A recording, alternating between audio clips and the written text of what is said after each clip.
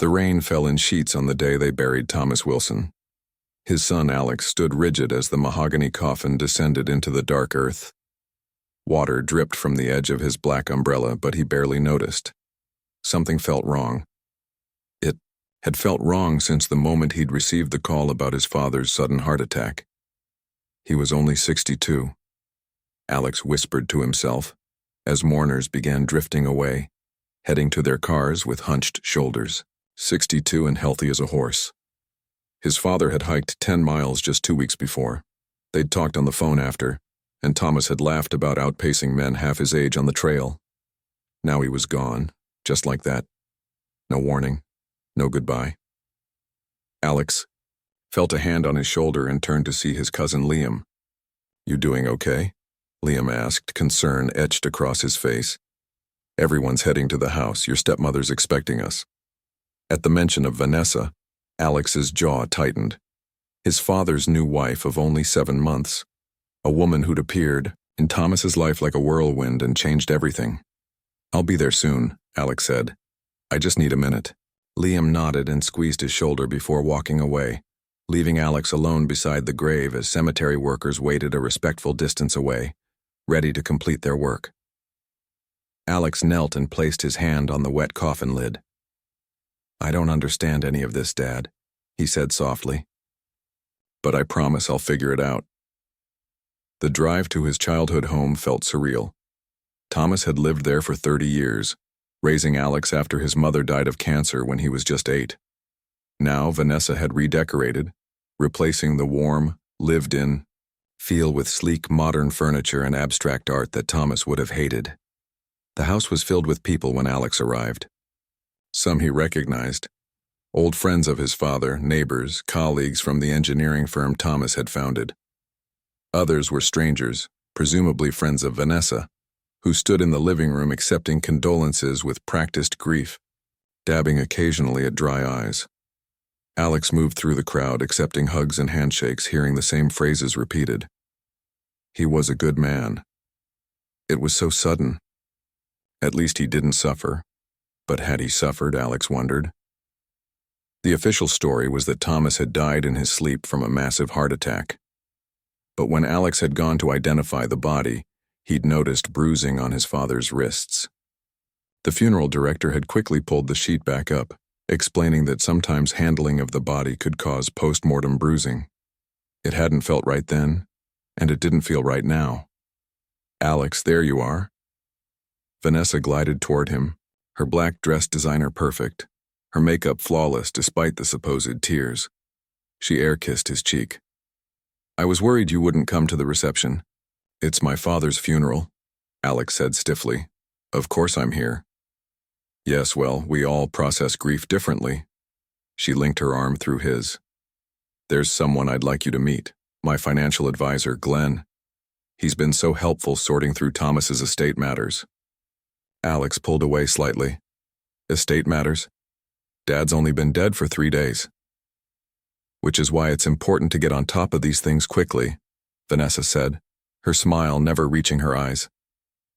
"Your father's business has many moving parts, and decisions need to be made." "I'm aware," Alex said. "I've worked with him for the past 10 years.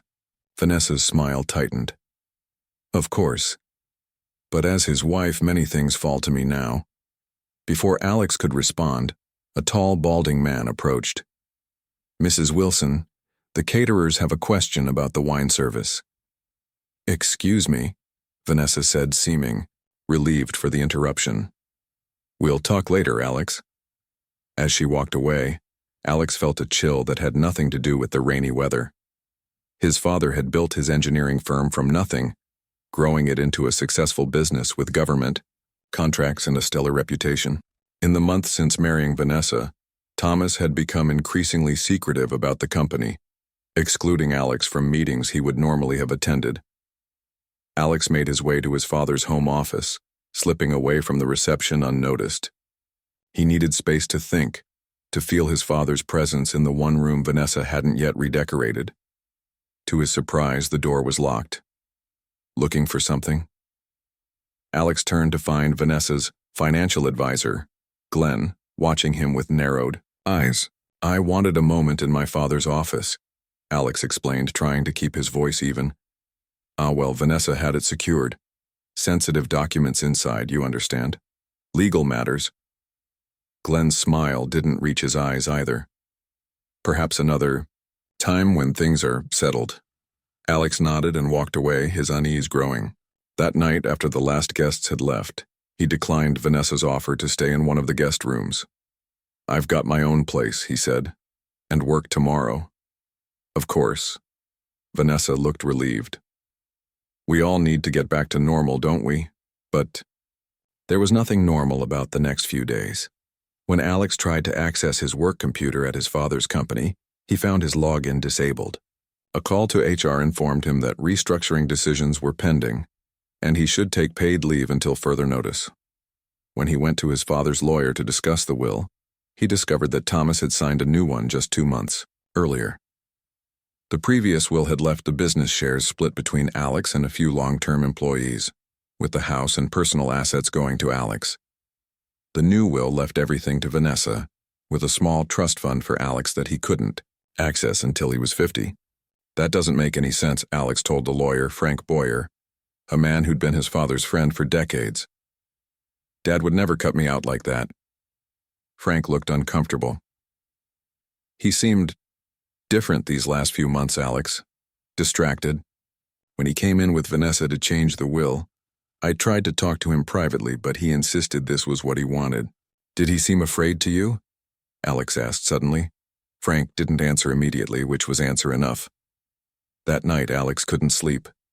He paced his apartment, going over everything in his mind. The bruises on his father's wrists, the locked office, the changed will.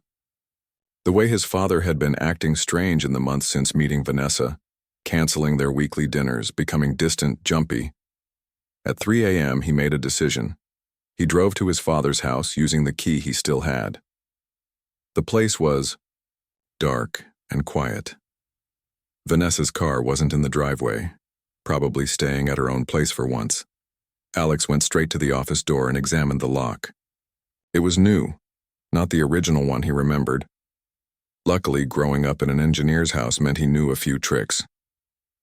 20 minutes later, he was inside.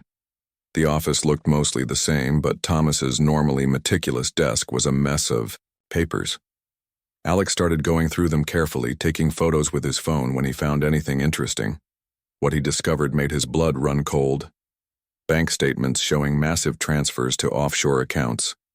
Emails referring to alternative specifications for government contracts.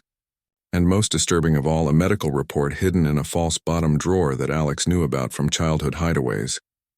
A report showing his father had been in perfect health just 1 week before his death, with specific notes about his strong heart.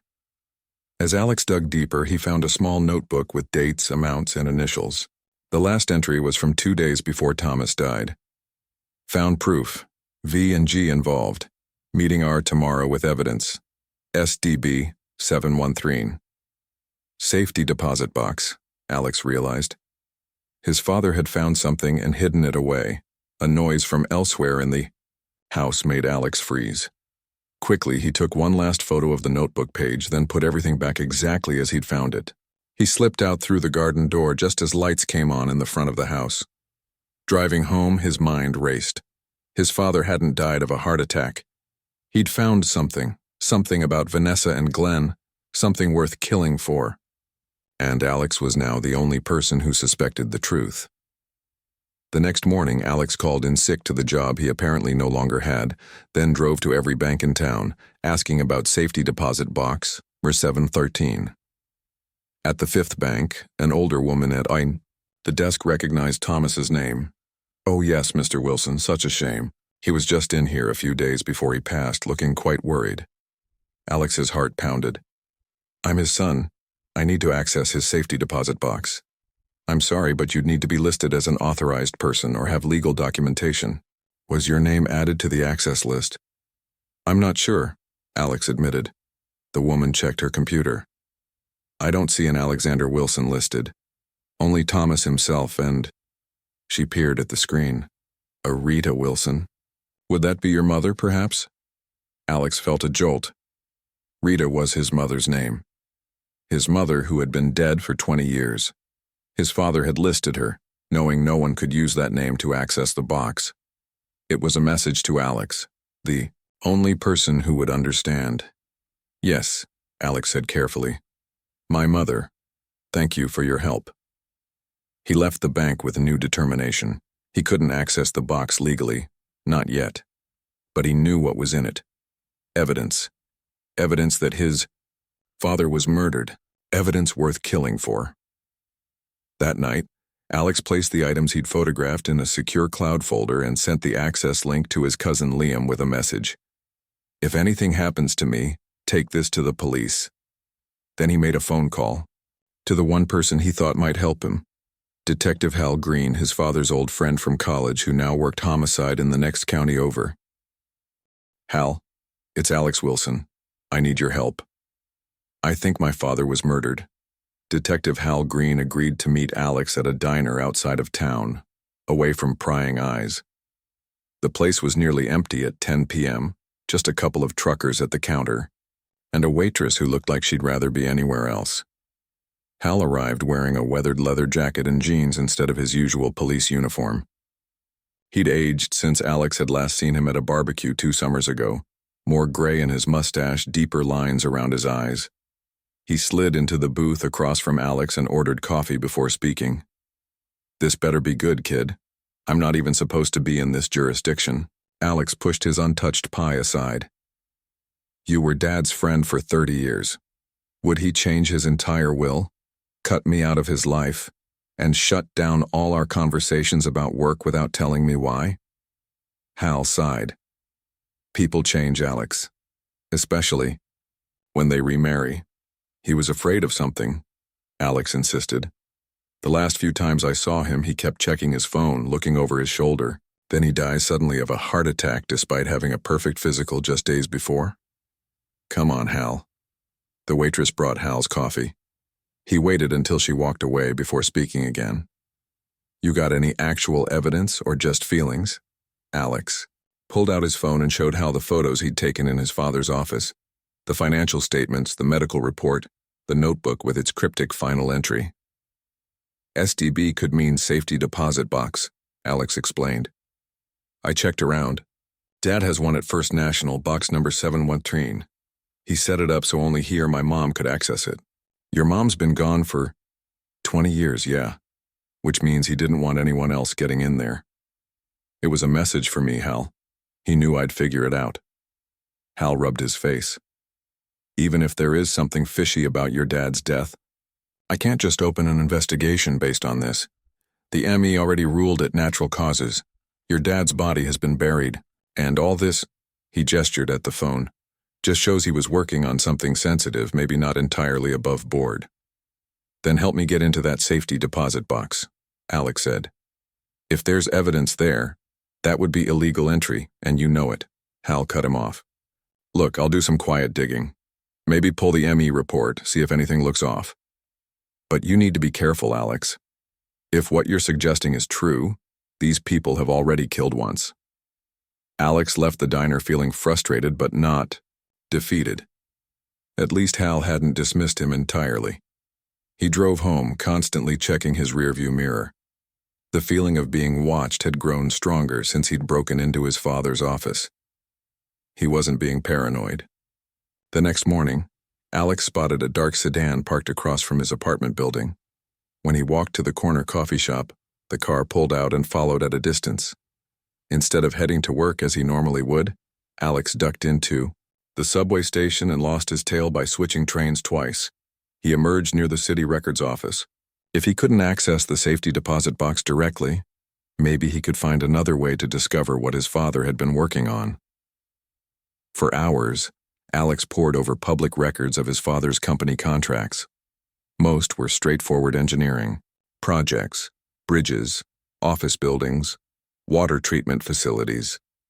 But 3 recent government contracts stood out.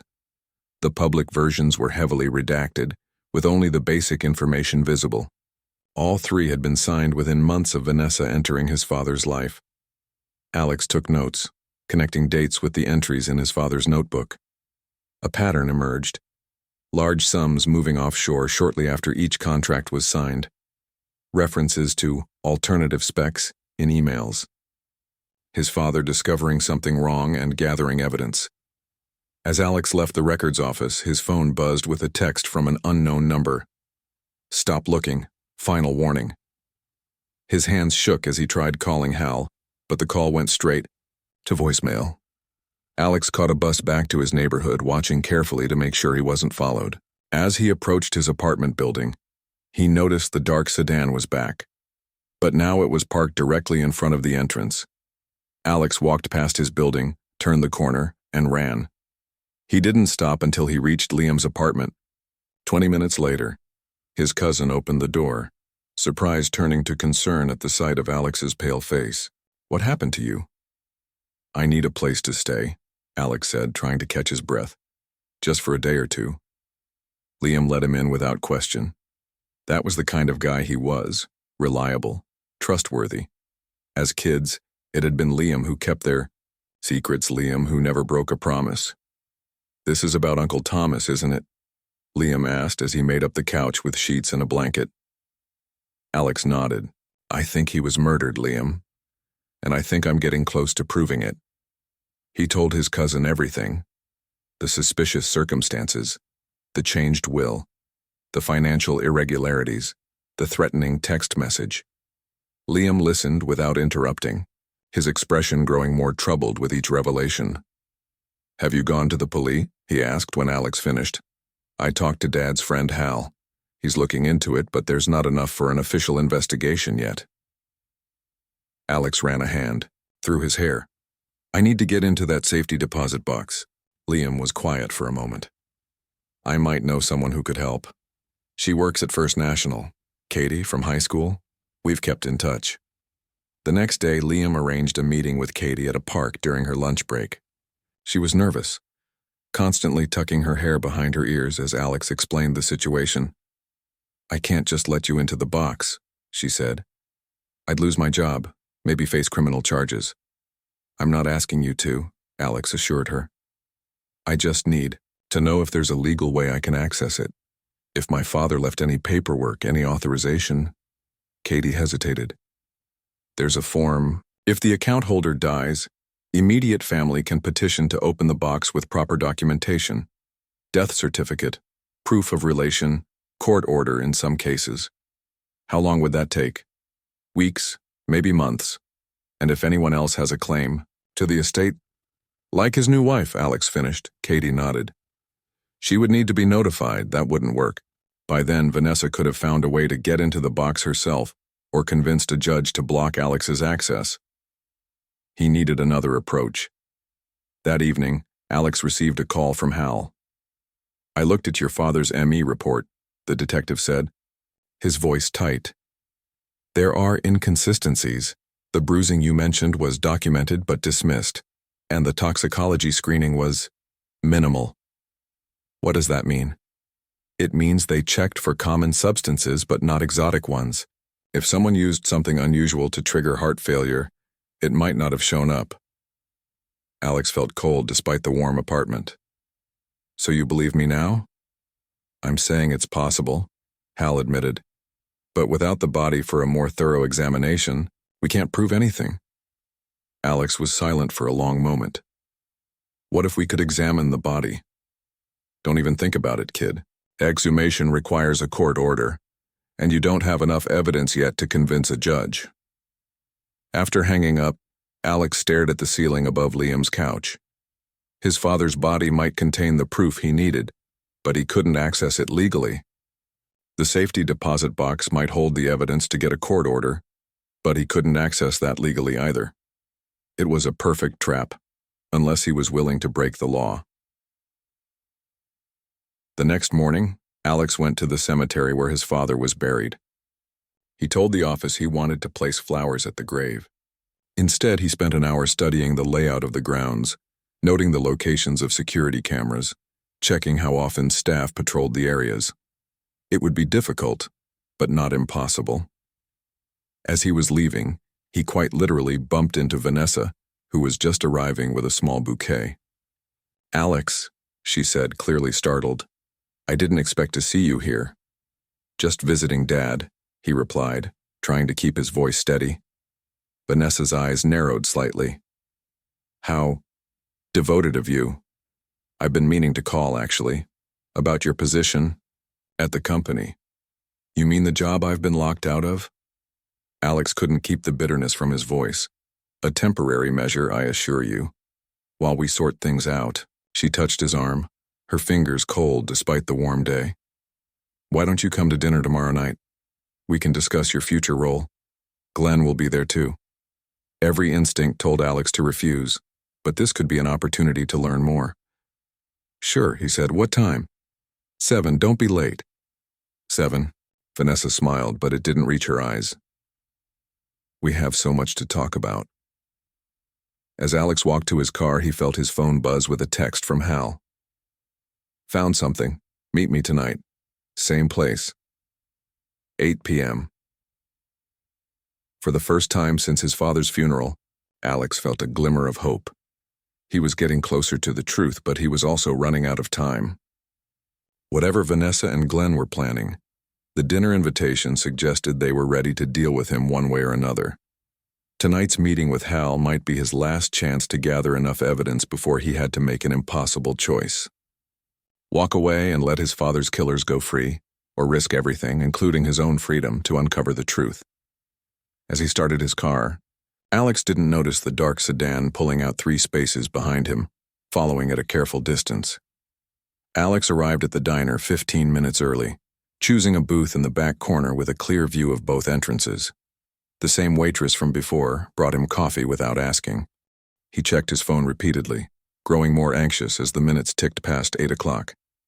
By 8:30, Hal still hadn't shown up. Alex called his number, but it went straight to voicemail again. This wasn't like the detective. Hal was punctual, to a fault, another trait he'd shared with Alex's father. The bell above the diner door jingled, and Alex looked up expectantly. Instead of Hal, a young woman walked in, glancing around nervously. She spotted Alex and walked directly to his table. "Are you Thomas Wilson's son?" she asked in a hushed voice. Alex tensed. "Who's asking?" She slid into the booth across from him. "My name's Becca. I work with Detective Green." She lowered her voice further. "He sent me to tell you he couldn't make it. Something happened." "What do you mean, something happened?" Alex felt his stomach drop. Becca glanced around the diner. "This morning, he was asking questions about your father's autopsy. By afternoon, he was called into the chief's office. When he came out, he was suspended. Badge and gun taken." "On what grounds?" "Officially? Interfering with another jurisdiction's case without authorization?" Becca's expression was grim. "Unofficially? He thinks someone doesn't want him looking into your father's death. He told me to give you this." She passed a manila envelope under the table. Alex took it, feeling the weight of something solid inside. "What is it?" "I don't know. He just said it was important and to tell you not to contact him again. His phone's being monitored." Becca stood up. "I should go. Be careful, Mr. Wilson. Whatever your father found, it's big enough to scare a lot of powerful people." After she left, Alex waited several minutes before opening the envelope in his lap, shielding it from view. Inside was a USB drive and a handwritten note. "Found this in evidence lockup from another case. Connection to your father. Watch your back. H." Alex paid for his coffee and left, constantly checking to see if he was being followed. He took a circuitous route back to Liam's apartment, doubling back several times and changing transportation methods. When he finally arrived, Liam was waiting anxiously. "I was about to call the police. It's almost 10. "The police might be part of the problem," Alex said, showing him the USB drive. "We need to see what's on this." They plugged it into Liam's laptop. The drive contained a single video file dated 3 months ago. Alex clicked play, and the screen showed grainy surveillance footage of what looked like a warehouse. 2 men entered the frame, one of whom Alex recognized with a jolt: Glenn, Vanessa's financial advisor. The other man was unfamiliar, tall, and thin with a distinctive limp. The video had no audio, but it was clear they were arguing. Glenn handed over a large envelope. The other man checked the contents, then nodded. They shook hands and parted ways. "That's it?" Liam asked. "How does this connect to Uncle Thomas?" Alex replayed the video, focusing on details he might have missed. "Wait, freeze it there." He pointed to a sign visible in the background. "Wilson, Engineering. That's one of Dad's warehouses, the one where we store materials for the bridge project." "The government contract?" "Yeah. And look at the timestamp. This was 2 days after the contract was signed." Alex's mind raced. The notebook entries mentioned payments on those same dates. You think they were bribing someone? Or paying for substandard materials? Dad's company has always used top-grade steel for bridge supports. What if they were substituting cheaper materials and pocketing the difference? Liam looked horrified. That bridge is supposed to support thousands of cars a day. If it fails... Exactly. Dad must have figured it out. That's why he was gathering evidence. Alex clenched his fists. This isn't just about money. They're putting lives at risk. The next morning, Alex prepared for his dinner with Vanessa and Glenn. He couldn't cancel. It might tip them off that he knew something. Instead, he made copies of everything he'd found so far, including the video, and gave them to Liam. "If I don't contact you by midnight, take all of this to the FBI, not the local police. Ask for Agent Reynolds, the one who handled that corruption case last year." Liam gripped his shoulder. "Be careful, Alex. These people are dangerous." "I will be." Alex hesitated. "There's one more thing I need to do first." Alex drove to the cemetery again, this time heading directly to the administrative office. He introduced himself to the manager, a middle-aged woman with kind eyes. "I'm Thomas Wilson's son," he explained. "I'm concerned about some disturbances at my father's grave." The woman frowned. "Disturbances? We haven't had any reports." "That's because I haven't reported them yet. The flowers I left were moved, the ground looked different."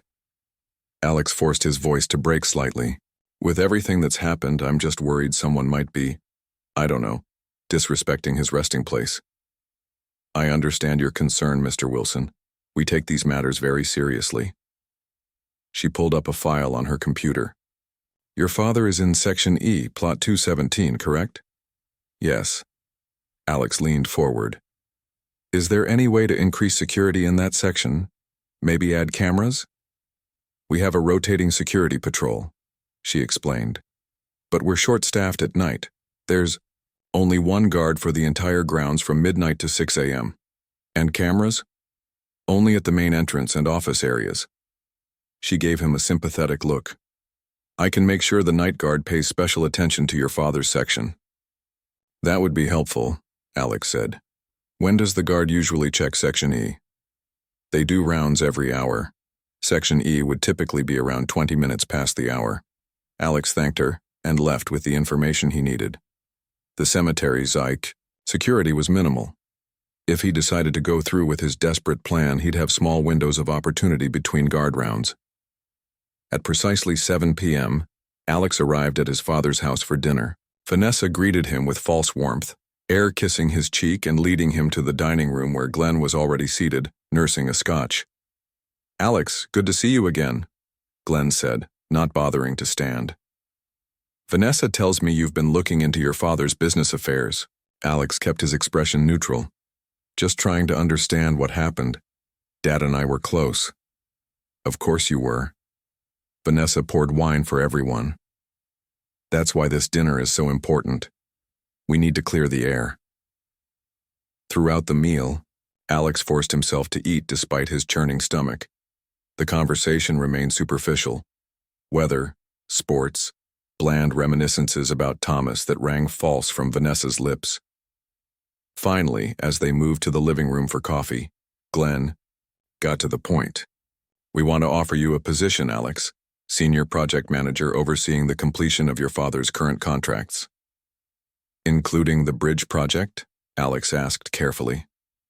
"Especially that one," Vanessa said. It was so important to your father? And the specifications? Will they remain as Dad designed them? Glenn and Vanessa exchanged a quick glance. There have been some cost-saving modifications, Glenn said smoothly. Nothing that affects the integrity of the structure, of course. Of course, Alex echoed, taking a sip of his coffee. And my access to the company accounts? The ones Dad restricted in recent months? Another glance between them. We'll need to discuss the details, Vanessa said. But essentially, you'll have the access you need to do your job. And what is my job exactly? To sign off on whatever changes you've made? The atmosphere in the room chilled. Glenn set down his coffee cup with a sharp click. To be part of the team, Alex. To honor your father's legacy while embracing necessary progress. And if I decline? Then the severance package we've prepared will be generous. Vanessa's smile was tight. But we really hope you'll reconsider. Family businesses should stay in the family, shouldn't they? Alex knew what this was now. A test to see if he could be bought. And if not, a way to gauge how much he knew. He forced a thoughtful expression. I'll need time to consider the offer. Of course, Glenn said. Take the weekend. We'll expect your answer Monday morning. As Alex was leaving, Vanessa caught his arm by the door.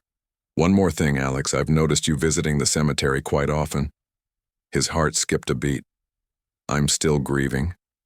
Naturally, grief makes people do strange things sometimes. Her fingers dug into his arm. Things they might regret later. It was a warning, barely veiled.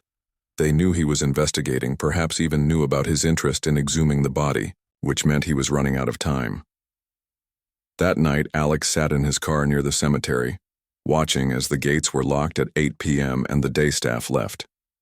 The security guard made his first round at 9 p.m., flashlight bobbing through the darkness. Alex checked his equipment one last time. Shovel, flashlight, gloves, tarp. What he was considering was illegal, potentially destructive to any case he might build. But if his father's body contained evidence of murder, evidence that might already be fading with time, he needed to find it before Vanessa and Glenn could cover their tracks completely. The bridge project was scheduled to open in 3 months. How many lives would be at risk if he didn't act now? His phone buzzed with a text from Liam. Be safe. Call me the second you're done. Alex took a deep breath and made his decision. He would wait until after midnight when the guard had just checked Section E. That would give him almost a full hour to do what needed to be done. He started his car and drove to a spot he'd identified earlier, a service entrance with a gate that hadn't been properly maintained.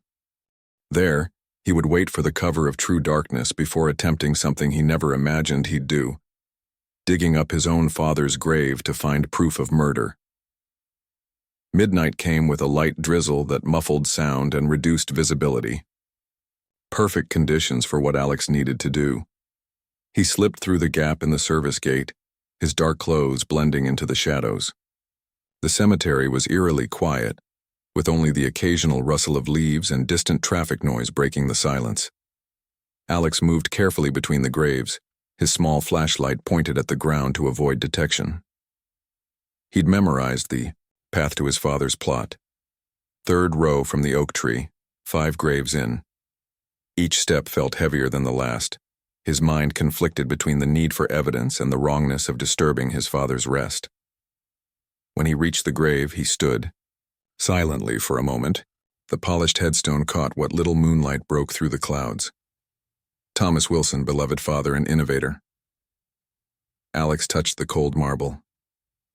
I'm sorry, Dad, he whispered, but I need to know the truth. He checked his watch. 12:28 a.m. The guard had passed by Section E 8 minutes ago, according to the schedule. He had nearly an hour before the next patrol. Taking a deep breath, Alex unfolded the tarp beside the grave and began to dig. The first shovelful of earth was the hardest, a psychological barrier more than a physical one. After that, his movements became mechanical, methodical. The cemetery, soil was soft from recent rain, making his work faster but muddier. Sweat mingled with drizzle on his face despite the cool night air. 20 minutes in, his shovel hit something solid. Not the coffin, but a layer of concrete that had been poured over it. Alex hadn't expected this. Standard burials didn't include concrete seals. Why would his father's grave have one? Using the pointed end of the shovel, Alex chipped away at the edges of the concrete. It was thin, seemingly a hasty addition rather than a professional job. The revelation gave him renewed energy. Someone had wanted to make this grave harder to access, which meant there was likely something to hide. After breaking through the concrete, Alex continued digging until his shovel struck wood. He cleared the dirt from the top of the coffin, then hesitated. Once he opened it, there was no going back. He checked his watch again, 1:09 a.m. The guard would be coming in about 20 minutes. Using a pry bar he'd brought, Alex carefully worked the coffin lid loose. The hinges creaked as he raised it, revealing the satin interior.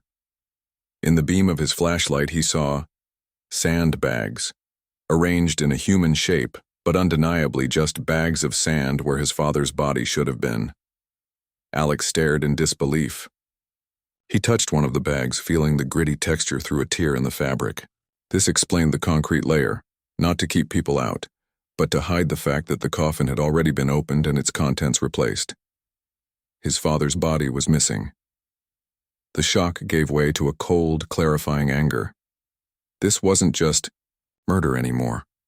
This was something larger, more calculated. They had removed the body to destroy evidence. But why not just cremate it as Vanessa had initially wanted, unless there was something about the body they needed, some reason to preserve it? A beam of light swept across nearby trees, accompanied by the crunch of footsteps on gravel. The security guard was making his rounds early. Alex ducked down, in the grave, pressing himself against the side furthest from the approaching light. The footsteps paused nearby. Alex held his breath, heart pounding so loudly he was sure it could be heard. After what seemed like an eternity, the footsteps continued past, moving toward another section. Alex knew he needed to act quickly. He took several photos of the open coffin with the sandbags, making sure the images were clear despite the poor lighting. Then he pulled out his phone and dialed 911. "Emergency services, what's your situation?" "My name is Alex Wilson," he said clearly. "I'm at Oakwood Cemetery, Section E. I've just discovered that my father's coffin contains sandbags instead of his body. I need police here immediately." "Sir, are you saying you've opened a grave?" The dispatcher sounded incredulous. "Yes. My father was murdered and someone has stolen his body to hide the evidence. Please send officers now." Alex ended the call and then dialed Liam. "It's me. Dad's body isn't in the coffin, just sandbags. I've called the police." "What? Are you serious?" Liam's voice was thick with sleep but rapidly clearing. "Alex, get out of there." "I can't. I need to be here when the police arrive or they'll think it was grave robbers." Alex leaned against the side of the grave. "This proves I was right. Why else would someone take the body? What if it's a trap? What if Vanessa or Glenn called? The police on you?" The thought hadn't occurred to Alex. "Either way, I can't run now. But listen, if I'm arrested, you need to take everything we've found to the FBI right away. Don't wait." Red and blue lights appeared at the cemetery gates, reflecting off the gravestones in eerie patterns. Alex climbed out of the grave and stood beside it, hands visible, waiting. 2 police cars pulled up, and 4 officers approached cautiously, flashlights trained on him. "Hands on your head," one shouted. "Down on your knees." Alex complied, speaking calmly. "I'm Alex Wilson. I called you. This is my father's grave." An officer patted him down while another peered into the open grave. "What the hell?" "The second," officer muttered. "There are sandbags in here." "That's what I've been trying to tell you," Alex said. "My father was murdered. Someone took his body to cover it up." Despite his explanation, the officers handcuffed him and read him his rights. As they led him to the police car, one of them radioed for crime scene investigators and the medical examiner. "I know this looks bad," Alex told the officer who helped him into the back seat. "But I had to find the truth. They're building a bridge with faulty materials. People could die." The officer, a middle-aged woman with tired eyes, gave him a long look. "Save it for the detective, kid." At the police station, Alex was photographed, fingerprinted, and placed in an interview room. He waited for nearly 2 hours before the door finally opened. To his surprise, the person who entered wasn't a local detective but a tall, stern-looking woman in a dark suit. "Mr. Wilson, I'm Special Agent Chen with the FBI." She sat across from him and placed a folder on the table. "You've had a busy night. Are you here because of my father's missing body?" Alex asked. "I'm here because 2 hours ago your cousin Liam Patterson walked into our field office with a USB drive and some very interesting documents." She opened the folder. "And now we have reports of sandbags in a coffin that should contain Thomas Wilson. Care to explain?" Alex told her everything. The suspicious circumstances of his father's death, Vanessa and Glenn's takeover of the company, the altered bridge specifications, the offshore accounts, Hal's suspension. Agent Chen listened, without interrupting, occasionally making notes. "Where is Detective Green now?" she asked when he finished. "I don't know. He sent a colleague to warn me not to contact him. Said his phone was being monitored." Chen nodded. "We'll find him. Now, about these bridge specifications, you believe they're using substandard materials?" "Yes. The steel support beams were downgraded according to notes I found in my father's office. They'd never pass proper inspection. Which might explain why your father's regular inspector was replaced last month." Chen consulted her notes. A man named Victor Patel was suddenly transferred, replaced by someone with connections to a council member who approved the original contract. Alex leaned forward. "You already knew about this? We've had our eye on certain government contracts for a while. Your father's company wasn't our focus until recently." She closed the folder. "Mr. Wilson, breaking into a grave is a serious offense even if it's your father's. I know, but I had to find proof before more evidence disappeared. The district attorney will take your motivations into account, but you should still prepare for legal consequences." Chen stood up. "For now, you'll remain in custody. However, your information about the missing body gives us grounds to obtain warrants for Wilson Engineering and your father's house. Vanessa will destroy evidence if she hasn't already. We're moving on both locations simultaneously right now." Chen paused at the door. "One more question. Did your father ever mention a safety deposit box to you?" Alex looked up sharply. "Number 713 at First National. I think that's where he stored his evidence, but I couldn't access it legally." "We can, with the right warrant." Chen nodded. "Get some rest, Mr. Wilson. An attorney will be provided for you in the morning." After she left, Alex was moved to a holding cell. Despite the uncomfortable cot and the gravity of his situation, he felt a strange sense of relief. The truth about his father was finally coming to light. He dozed fitfully, waking to the sound of his cell door opening. A guard stood there with Agent Chen. "You're being released," Chen said. "Temporarily with conditions." "What happened?" Alex asked, rubbing sleep from his eyes. "We opened the safety deposit box." Chen's normally impassive face showed a hint of surprise. "Your father left a video confession, recorded the day before he died. He knew they were going to kill him." "Did he say who they were?" "Vanessa and Glenn, yes. But they were just middlemen. The real power behind the scheme is Raymond Dawson." The name hit Alex like a physical blow. Raymond Dawson was the city's deputy mayor, a man with political aspirations and connections everywhere. A man who had been at Alex's father's funeral, offering condolences with seemingly genuine sadness. "The evidence is compelling," Chen continued. "But we need your help to find your father's body. If it contains traces of the poison Dawson's people used, we can build an airtight case." "I'll do whatever it takes," Alex said, standing up. "Where do we start?" "With the last people who saw your father alive outside of his killers." Chen handed him his personal belongings. "The funeral home that handled his burial." As they left the police station, Alex noticed dawn breaking over the city. In just a few hours, his desperate act had set in motion events that might finally bring justice for his father. But the hardest part was still ahead. Finding Thomas Wilson's body and proving exactly how he had been murdered. And somewhere in the city, the people responsible now knew Alex had discovered their secret. They wouldn't sit idle while their scheme unraveled. Time was running out. Not just for justice, but potentially for Alex's own safety. The Peaceful Rest funeral home looked ordinary in the morning light. A tasteful brick building with white columns and discreet signage. Nothing about its appearance suggested it might be connected to a conspiracy involving murder and a missing body. Alex waited in Agent Chen's car while she and 2 other FBI agents approached the entrance. His temporary release came with strict conditions, including staying out of sight during official interviews. Through the windshield, he watched as the owner, a thin man named Howard Winters, greeted the agents with visible nervousness. After 20 minutes, Chen returned to the car. Winters claims he followed standard procedures.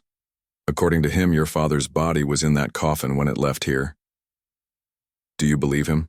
Alex asked. Not entirely. He's hiding something. Chen started the car. But I don't think he knows where your father's body is now. He's too scared.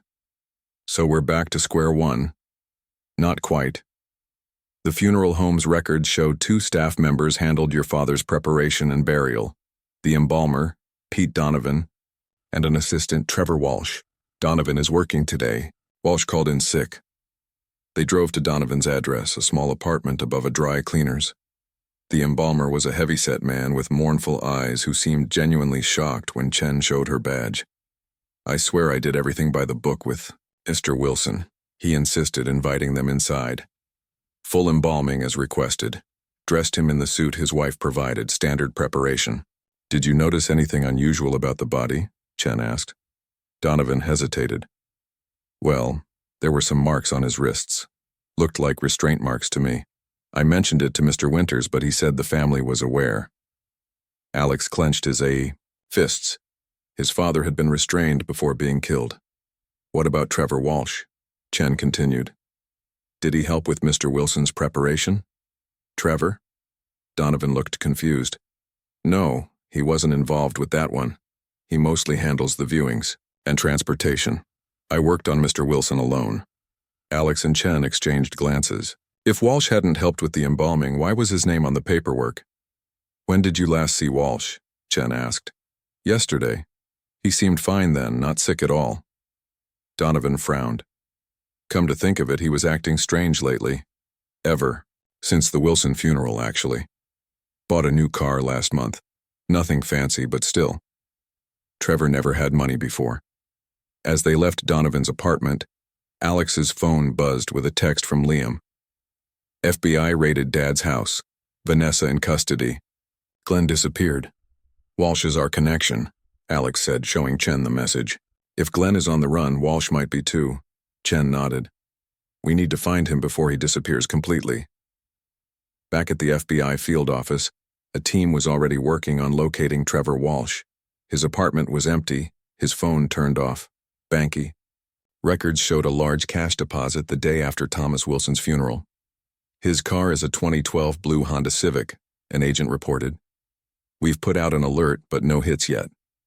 Alex paced the conference room where he'd been set up with coffee and a sandwich he couldn't bring himself to eat. On a whiteboard, agents had mapped out the conspiracy, Raymond Dawson at the top, with Glenn and Vanessa as his operatives inside Wilson Engineering. Beneath them were various contractors and officials who had helped substitute inferior materials and falsify inspections. The bridge project alone would have netted them millions, Chen explained. But according to the files your father compiled, this wasn't their first scheme. They've been doing this for years with smaller projects. And no one noticed? Your father did. That's why they killed him. Chen studied the board. The question is, why keep his body? Why not just let it be buried? Alex thought about it. The poison. Dad's video mentioned a special compound that mimics heart attack symptoms. Maybe it leaves traces that a thorough autopsy would find? Possibly. But they could have cremated him to eliminate that evidence. Your stepmother initially pushed for cremation, right? Yeah, until I stepped in. Alex stopped pacing. Wait, Dad's medical records. He donated his organs years ago, signed up as a donor. Standard procedure would have been to harvest viable organs before embalming. Chen's eyes widened. But if they knew he was poisoned, they couldn't risk his organs going to recipients, who might get sick or die from the same poison. Alex finished. It would raise too many questions. So they had to secure the body, make sure no one examined it too closely. Chen grabbed her phone. We need to check if anyone at the hospital where your father was pronounced dead was connected to Dawson. The investigation expanded. Alex found himself in the strange position of watching professionals do what he'd been attempting alone. Agents pursued leads, obtained warrants, and pieced together the conspiracy with methodical precision. By evening, they had identified Dr. Philip Morris, the physician who had pronounced Thomas Wilson dead and signed his death certificate. Morris had received substantial payments from a shell company linked to Dawson. We've got Morris in custody, Chen told Alex. He admits to falsifying the death certificate but claims he doesn't know what happened to the body after it was released to the funeral home. What about Walsh? Alex asked. Still missing. But we found something interesting. He has a brother who owns a hunting cabin about 2 hours from here. Local police are checking it out now. Alex looked at his watch. Nearly 24 hours had passed since he'd dug up his father's empty grave. He was exhausted but couldn't rest, not when they were so close. I want to go to the cabin, he said. If my father's there, I should be there too. Chen hesitated, then nodded. Stay in the car, follow instructions, and don't interfere with the arrest if Walsh is there. Understood? The drive to the cabin took them through increasingly rural areas. Night had fallen by the time they turned onto a dirt road leading deep into the woods. Several police vehicles were already positioned near the small log cabin, lights off, waiting. A local sheriff approached Chen's car. Place looks occupied. Lights on inside, smoke from the chimney. One vehicle parked out back matches Walsh's Honda Civic. Any sign of other occupants? Chen asked. Hard to tell. We've maintained distance as requested. Chen turned to Alex. Stay here. If Walsh is armed or desperate, this could get dangerous. Alex watched as Chen and the other law enforcement officers coordinated their approach. With tactical precision, they surrounded the cabin, then announced their presence with spotlights and loudspeakers. Trevor Walsh, FBI, come out with your hands up. For several tense moments, nothing happened. Then the cabin door slowly opened and a figure emerged with hands raised. Even from a distance, Alex recognized Trevor Walsh from the funeral home. As officers secured Walsh, Chen signaled for Alex to join her. By the time he reached the cabin, Walsh was handcuffed in a police car, and agents were searching the premises. Is my father here? Alex asked. We're checking now, Chen replied. Walsh isn't talking yet, but his presence here is promising.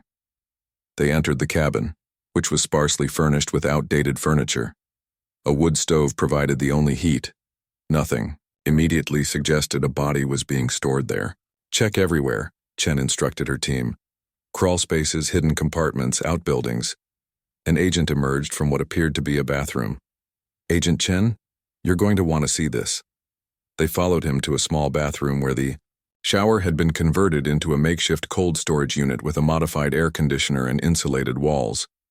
Inside, wrapped in plastic, was a body. Alex's breath caught. Is it him? A medical examiner carefully examined the body without unwrapping it completely. Male, approximately 60 years old, consistent with the description of Thomas Wilson. Alex felt a complex mix of emotions: grief at the confirmation, relief at finally finding his father, anger at the indignity of how he'd been stored. This body appears to be preserved, the examiner continued. Temperature has been kept consistently cold. Tissue samples should still yield conclusive results for toxicology. As the team worked to properly transport Thomas Wilson's remains, Alex stepped outside for air. The night was clear, stars visible above the trees. Somewhere in the distance, an owl called. We'll need to run tests to be certain, Chen said, joining him. But preliminary examination suggests your father was indeed poisoned. The marks on his wrists confirm he was restrained, probably while they administered the poison. And Walsh? Talking. Now. Says he was paid to move the body after the funeral. Claims he didn't know about the murder. Thought he was just helping cover up some kind of medical malpractice. Chen shook her head. He's minimizing his involvement, but he's giving us details on Dawson's operation. 3 days later, Alex stood beside his father's grave once more, this time for a proper reburial after the medical examiner had completed the necessary tests.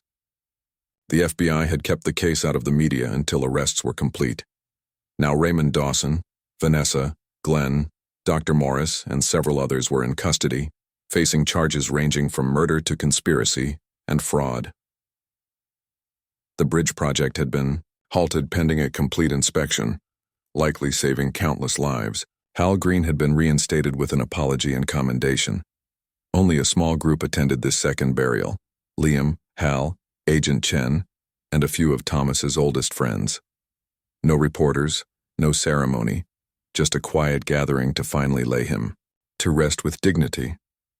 As the cemetery workers lowered the coffin, containing Thomas's actual body this time, Alex placed a hand on the polished wood. "We got them, Dad," he whispered. "All of them." Afterward, Chen approached him. "The DA wants to talk to you tomorrow about the grave desecration charges."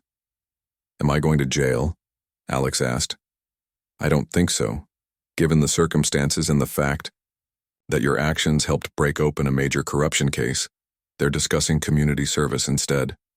She offered a rare smile. Sometimes breaking the rules is the only way to get justice.